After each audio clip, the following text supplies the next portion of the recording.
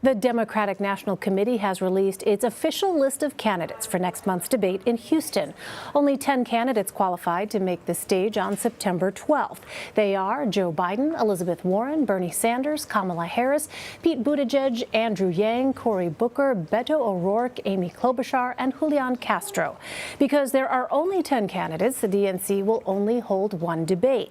It will be the first time every top candidate will be on stage at the same time.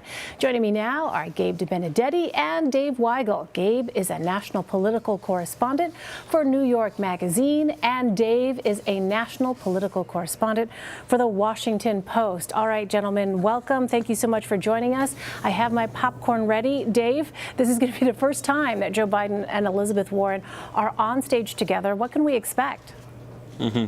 Well, that's a good point, because Elizabeth Warren has a very long-running argument with Joe Biden about pretty fundamental things, about the role of government, about financial regulation. I wouldn't say they've been champing at the bit to debate him. I think they are ready, though. And the Warren people who have not been under pressure, really, from a serious candidate in the debate so far, are ready for perhaps Biden to emphasize that Warren used to be a Republican until the 90s. They might bring up her legal work. They're pretty girded for a fight that I think they were okay with not having to debate Biden in the summer. They're pretty ready for it now, with more people viewing her favorably. And I mean, Gabe, you could not have, as Dave alluded to, sort of two candidates more different on the ideological spectrum, representative of different wings of the Democratic Party. Yeah, absolutely. And it's interesting because these are the two major candidates that we haven't really seen going head to head so far. So there are a lot of Democrats sort of waiting to see what this would look like.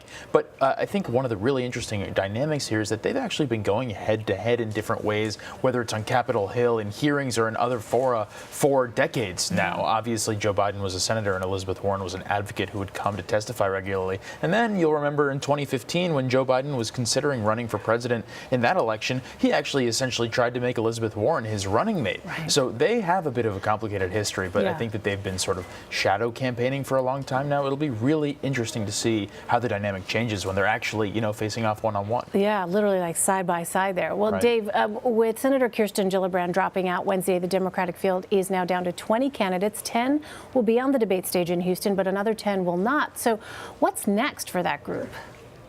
Oh, even that group you can split in a couple of different ways. There are candidates who are not picking up a lot of traction, or not likely to, like Wayne Messam, who has not really had a campaign event in a couple months. There's Tim Ryan, who talks about momentum, but would need to decide by December whether he's running for his House seat or whether he's continuing. So I think you're going to see Tulsi Gabbard and Tom Steyer, the people who were cut out, I shouldn't say cut out, people who very nearly made this debate, had there been a couple more positive polls.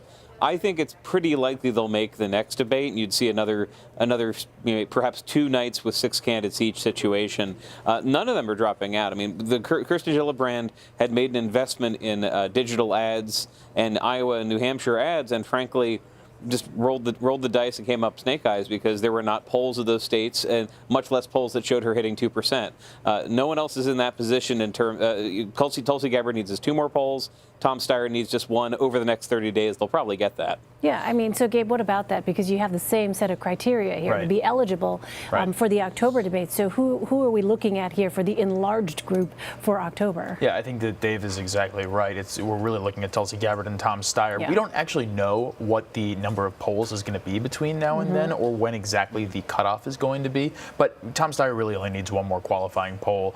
So the way that this works, of course, is that candidates need to hit a certain threshold that the DNC has set. There are others who could be conceivably in this group. Marianne Williamson, for example, might make it if there are enough polls. It's a big if at this point. But, people who are watching the race from the overall dynamic perspective are trying to see if anyone else is going to drop out, as you alluded to. But you have people like Tim Ryan, John Delaney, Steve Bullock, people who have not made as much of a wave, not as many waves as some of these folks who are going to be on the debate stage. They've all said today and yesterday, we're not dropping out. Stop asking us this question, essentially, because they want to make this next stage.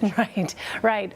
So, Dave, let me ask you about Elizabeth Warren and crowd sizes. For those who do not know, she hosted events in Minnesota and Seattle that drew 12,000 and 15,000 people, respectively. In the latest edition of your newsletter Tuesday, you dig into the idea of whether these crowd sizes really matter. So, what's the verdict?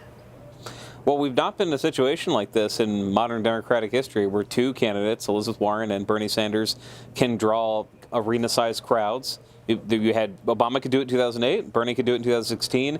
They otherwise got to play around with the fact that the so-called frontrunner wasn't drawing as many people. That's different now. And unlike Hillary Clinton, who I think was pretty wide open about the fact that she was not getting as many people at her events as Barack Obama or Sanders, Joe Biden's convinced that he's the most popular candidate in the race. He gets big crowds. He will refer to his own poll numbers. I don't think that the Biden campaign per se is rattled by this. I do think you have, if you are them and want to see the left-wing vote get split, it's positive for you. If you're them and you can see a consolidation, maybe now is too early to worry, but you do see genuine excitement that might have been seen as impossible for Elizabeth Warren just 4 or 5 months ago.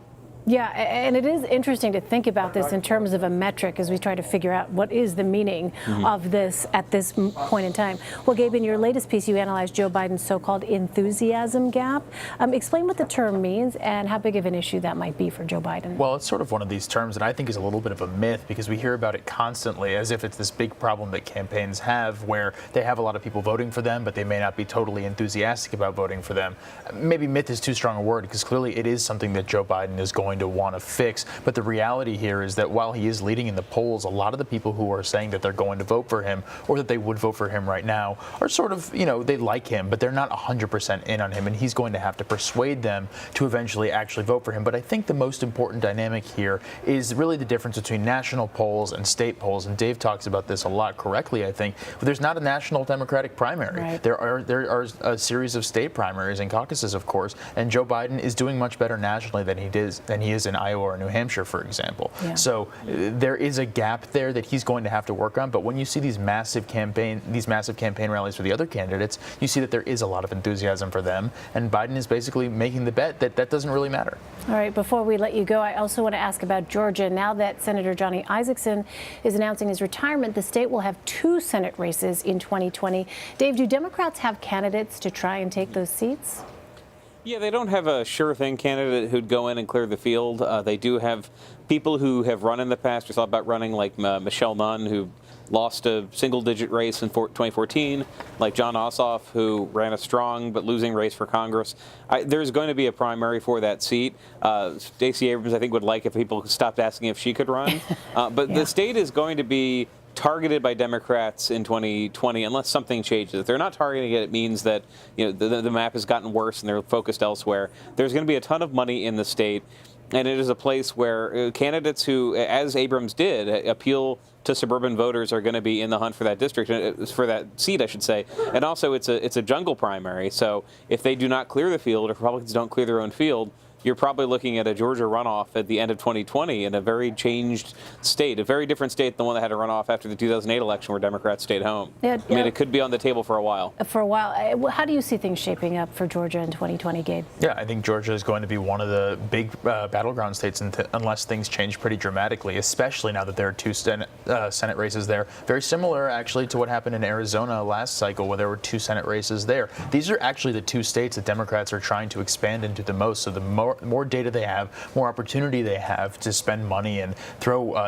real resources at these places, they're going to feel more seriously about the opportunities there moving forward on the national scale. Yeah, right. Times are certainly changing, it would seem. All right, Gabe DeBenedetti and Dave Weigel, thank you both very much.